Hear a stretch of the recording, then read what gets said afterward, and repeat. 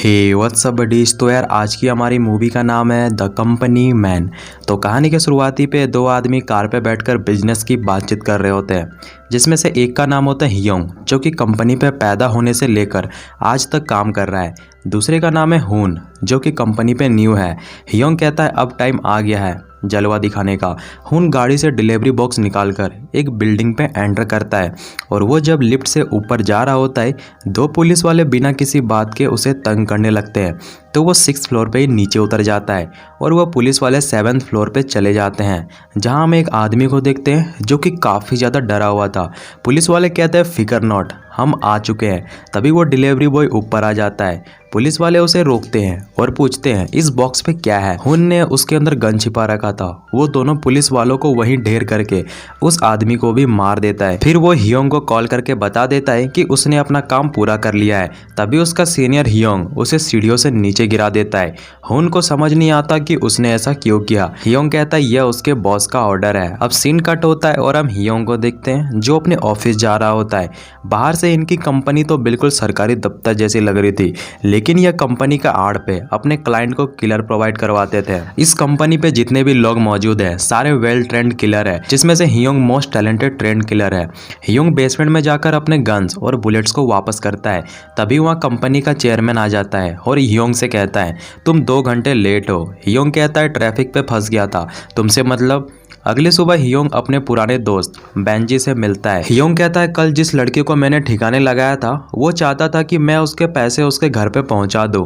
Benji कहता है यह कंपनी के रूल्स के खिलाफ है, रूल्स तोड़ने के जुर्म पे तुम मारे जा सकते हो। दूसरी तरफ पुलिस वालों ने उस बिल्डिंग की इन्वेस्टिगेशन करना शुरू कर दिया है जहाँ कल मर्डर हुआ था। अगली सुबह हियोंग हुन की माँ और उसकी बहन से मिलता है और वो सारे पैसे हुन की माँ को दे देता है और कहता है हुन ने मुझे यह पैसे आप तक पहुँचाने को बोला था और आपका लाडला अभी अमेरिका में काम के सिलसिले पे गया हुआ है। और साथ पे वो उन्हें कंपनी का कार्ड भी दे देता है जो कि कंपनी के रूल्स के खिलाफ है। तभी हुन की माँ उसे बताती है कि वो पहले एक सिंगर हुआ करती थी, लेकिन हस्बैंड की मौत हो जाने के बाद घर की फाइनेंशियल कंडीशन काफ़ी ख़राब हो गई थी, इसलिए उसे यह सब छोड़ना पड़ा। हियोंग अब अपने बचपन की यादों पे खो जाता है जब वो योनी के गाने सुना करता था और उसे उससे मन ही मन में प्यार हो गया था। हियोंग अपनी उम्र का लिहाज रखते हुए अपनी भावनाओं पे काबू करता है।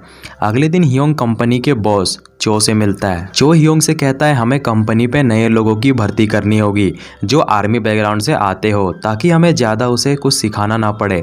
चो यह भी बताता है कि कंपनी का डायरेक्टर जो ली है वो कुछ दिनों से काम पे नहीं आ रहा है क्योंकि उसके 7 साल के बच्चे और उसकी वाइफ की कार दुर्घटना पे मौत हो गई थी। और इस कंपनी का एक रूल है कि बिना रिटायरमेंट के कोई भी इस कंपनी को बीच पे नहीं छोड़ सकता है। ली हियोंग का काफ़ी अच्छा दोस्त था, उसे यह सुनकर काफ़ी ज़्यादा बुरा लगता है। हियोंग ली पर नज़र रखना शुरू कर देता है और उसका पीछा करने लगता है। तभी वो अचानक से गायब हो जाता है। ली पीछे से हियोंग को गन पॉइंट पर रखकर कहता है तुम मेरा पीछा क्यों कर रहे हो। हियोंग कहता है बॉस ने मुझे तुम्हें वापस लाने के लिए भेजा है। ली उससे कहता है उसने कंपनी को छोड़ दिया है और अपने बॉस से कहना जो उखाड़ना है उखाड़ लो। ली उसे मारकर वहीं बेहोश कर देता है। अगले दिन हियोंग एक शॉप पे जाता है जहाँ हुन मौजूद था, यानी उस रात हियोंग ने उसे नहीं मारा था, उसे यहाँ पे छिपा के रख दिया था जो कि कंपनी के रूल्स के खिलाफ है। हुन पूछता है तुमने मेरे साथ ऐसा क्यों किया। हियोंग बताता है कि तुम कंपनी के टेम्पररी एम्प्लॉय थे जिसका काम खत्म होने के बाद उसे मार दिया जाता है। अगले दिन हियोंग हुन को उसकी फैमिली से मिलवाता है जहां उसकी मां हियोंग को काफ़ी ज़्यादा थैंक यू करती है क्योंकि हुन 2 साल पहले घर से बिना बताए कहीं चला गया था। हुन धीरे धीरे अब योनी के काफ़ी करीब आ जाता है और योनी भी हियोंग को पसंद करने लगती है, जहां दोनों अपने दुख दर्द पीड़ा एक दूसरे से बांटने लगते हैं। तभी हियोंग को कंपनी से ईमेल आता है कि डायरेक्टर ली को जल्द से जल्द ख़त्म करो और अपना इनाम लेके जाओ, और यह काम खास हियोंग को ही दिया गया है।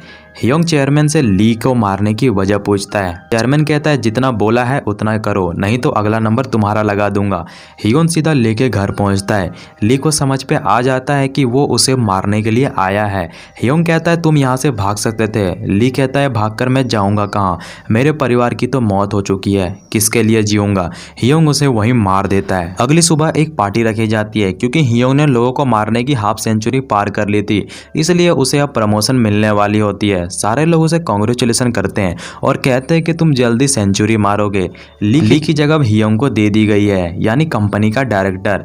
लेकिन हियोंग को इस प्रमोशन से बिल्कुल भी खुशी नहीं थी, क्योंकि वो जिस कंपनी पे काम करता था उसे उस कंपनी का काम करने का तरीका बिल्कुल भी पसंद नहीं था। अगले दिन योनी और हियोंग साथ पे कॉफी पी रहे होते हैं और हियोंग योनी के गाने की तारीफ कर देता है। योनी को काफी ज्यादा अच्छा लगता है, क्योंकि बहुत दिनों बाद किसी ने उसकी झूठी तारीफ की थी। हियोंग जब योनी को घर ड्रॉप करने के लिए जाता है, रास्ते पर पुलिस चेकिंग कर रही होती है और उन्हें हियोंग से शराब की बदबू आ रही होती है। पुलिस हियोंग से लाइसेंस मांगती है। वो जब उसे लाइसेंस दिखाता है, पुलिस पूछती है तुम काम क्या करते हो। योनी कंपनीज का कार्ड पुलिस को दे देती है, जो कि कंपनी के रूल्स के खिलाफ था। अब कंपनी को मालूम पड़ता है कि ली अभी जिंदा है। वो उसे पकड़कर बेसमेंट में बांध देते हैं और हियोंग से कहते हैं जो तुमने काम अधूरा छोड़ा था उसे ख़त्म करो। हियोंग उसे मारना नहीं चाहता था, लेकिन वो अगर ऐसा नहीं करेगा तो कंपनी के लोग उसे मार देंगे। तो मजबूरी पे हियोंग ली को मार देता है। उसी टाइम वो पुलिस वाले इनके ऑफिस पे पहुंच जाते हैं, जिसे कल रात हियोंग ने कंपनी का कार्ड दिया था। वो कंपनी को चेक करते हैं, उन्हें वहाँ सब कुछ नॉर्मल लगता है, तो वो वहाँ से चले जाते हैं। अब इसकी खबर जब कंपनी के चेयरमैन को मालूम पड़ता है तो वो हियोंग के ऊपर भड़क जाते हैं और उससे पूछने लगते हैं कि उसने ऐसा क्यों किया। हियोंग सच्चाई नहीं बता सकता था, नहीं तो वो योनी को जान से मार देते। हियोंग सॉरी बोलकर वहाँ से चला जाता है। अगले दिन हियोन से कहता है कि वो उसे काफ़ी ज़्यादा पसंद करता है, वो उस कैफे को भी खरीद लेंगे जिसे तुमने पसंद किया था। योनी भी उसके साथ रहना चाहती थी, तो वो उसके साथ चलने के लिए तैयार हो जाती है। अब कंपनी के बॉस को मालूम पड़ जाता है कि हियोंग ने उस रात हुन को नहीं मारा था, जो कि कंपनी के रूल्स के खिलाफ था। तो वो अब हियोंग को मारने के लिए प्लानिंग बनाते हैं। अगले दिन प्लानिंग के हिसाब से दो जूनियर हियोंग को मीटिंग ले जा रहे होते हैं और उसे बीच रास्ते पे हियोंग के ऊपर फायरिंग करने लगते हैं। एक आदमी को तो वो मार देता है और वो लड़की बताती है कि तुम्हारे और योन के रिलेशनशिप के बारे पे बॉस को मालूम पड़ गया है। दोनों की लड़ाई के बीच एक ट्रक उस लड़की को टक्कर मार देती है और उसकी वहीं मौत हो जाती है। हियोंग हुन को कॉल करके बताता है कि बॉस को मालूम पड़ गया है कि तुम जिंदा हो और बॉस ने तुम्हें और तुम्हारे परिवार को मारने के लिए आदमी भेज चुका है। जल्दी घर से सबको लेकर बाहर आओ। वो तीनों को अपनी गाड़ी पे बैठाकर अपने सबसे भरोसेमंद दोस्त बेंजी से मिलने जाता है। बेंजी कहता है तुम कंपनी के रूल्स के खिलाफ जा रहे हो, बहुत बड़ी गलती कर दी है तुमने। हियोंग बताता है कि वो इस शहर को छोड़ के जाने वाला है। उसने कंपनी के बेसमेंट में $10 मिलियन छुपा रखा है। योनी ये सारे बातें सुन लेती है और उसे समझ में आ जाता है कि ये लोग कोई इलीगल काम करते हैं। हियोंग कहता है हमारी कंपनी बाहर से जितनी ज़्यादा फ्रेश दिखती है, अंदर से उतनी ही ज़्यादा करप्ट है। योनी को यह सुनकर काफ़ी ज़्यादा बुरा लगता है। अगली सुबह कंपनी के बेसमेंट में जो पैसा छिपा के रखा हुआ था उसे लेने के लिए वो चला जाता है और कंपनी के बॉस को कॉल करके बता देता है कि उसने कंपनी छोड़ दिया है और आज के बाद से कोई भी उसका पीछा ना करे, नहीं तो वो पुलिस को सब कुछ बता देगा। हियोंग जैसे ही पैसे लेकर बेंजी के घर पहुंचता है तो वहाँ कंपनी के लोग मौजूद थे। बेंजी रिटायर के बाद कंपनी ज्वाइन करना चाहता था, तो इसलिए उसे कंपनी के बॉस के साथ हाथ मिला लिया है और कंपनी ने उसे ऑफर दिया है कि अगर वो हियोंग और ह्यून के पूरे फैमिली को मार देता है तो उसे कंपनी के डायरेक्टर के सीट दोबारा से दे दी जाएगी। हियोंग बेंजी से कहता है इसमें इन लोग की कोई भी गलती नहीं है, इन्हें जाने दो। बेंजी कहता है ऐसा तो नहीं हो सकता और बेंजी उन लोगों को मारता उससे पहले चाकू से वो बेंजी के सारे लोगों को मार देता है और बेंजी के सीने पे गोलियों से छल्ली कर देता है। लेकिन इसी गोलीबारी पे योनी को गोली लग जाती है और उसकी मौत हो जाती है। हियोंग दुख से गुस्से से भर जाता है। अब हियोंग का एक ही टारगेट होता है, कंपनी को पूरी तरीके से बर्बाद करना। अगले दिन हियोंग बुलेट प्रूफ जैकेट पहनकर कंपनी के बॉस को मारने के लिए निकल जाता है। इधर कंपनी के सारे लोगों को हथियारों से लैस कर दिया जाता है। हियोंग अपना बदला लेने के लिए किसी भी हद तक जा सकता है, यह कंपनी के बॉस को अच्छे तरीके से मालूम था। हियोंग गन लेकर कंपनी के असिस्टेंट से चेयरमैन के बारे में पूछता है। वो बताती है कि उसे कुछ भी नहीं मालूम, वो हियोंग को पीछे से शूट करने वाली होती है। हियोंग कहता है ऐसी गलती मत करना। वो असिस्टेंट गोली मारती उससे पहले हियोंग उसे मार देता है। हियोंग सीधा चेयरमैन के कैबिन पे जाता है, लेकिन वो वहाँ नहीं था। वो ऑफिस के लोगों से चेयरमैन के बारे में पूछता है, कोई उसे कुछ भी नहीं बताता है।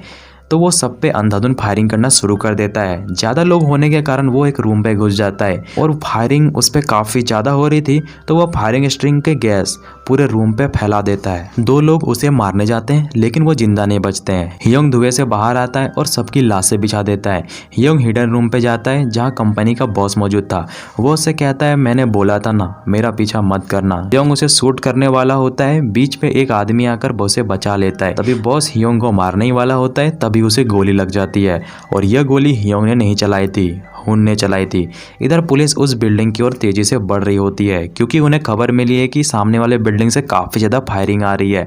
हियोन हुन से कहता है कि तुम इस बिल्डिंग के बेसमेंट से निकल जाओ, तुम्हें कोई नहीं देख पाएगा। तभी अचानक से चेयरमैन आकर एक गोली होन को मार देता है और वो हियोंग को भी काफ़ी ज़्यादा जख्मी कर देता है। हियोंग चेयरमैन को बिल्डिंग से बाहर फेंक देता है और बिल्डिंग के बाहर पुलिस भी आ चुकी थी। हियोंग हुन से कहता है कि तुम अभी बच्चे हो, तुम्हारे सामने पूरी ज़िंदगी पड़ी हुई है, तुम यहाँ से चले जाओ और जाकर अपना एक मकसद ढूंढो। हियोंग जब बिल्डिंग से बाहर आता है सबका ध्यान उसकी तरफ था। उसी बीच हुन सबकी नज़रों से बचकर वहाँ से चला जाता है। तभी हियोंग अपने पास्ट की यादों पे खो जाता है। तभी हियोंग अपने पास्ट को याद कर रहा होता है जब वो कंपनी को ज्वाइन करने वाला था और वो उस टाइम काफ़ी ज़्यादा नर्वस था। और इसी के साथ मूवी यहीं पे डी एंड हो जाती है।